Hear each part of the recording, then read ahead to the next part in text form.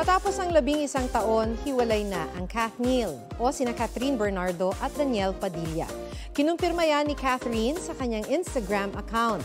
Sinubukan pa raw nilang ayusin ni Daniel ang kanilang relasyon pero kailangan daw tanggapin na hindi na nila maibabalik kung anong meron sila noon.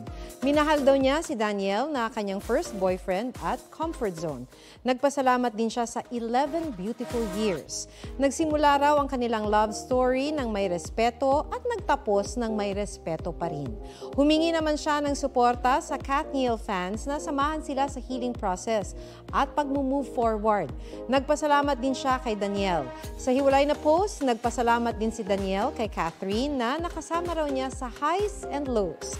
Pati sa Kath Neal fans na itinuring nilang pamilya at kaibigan.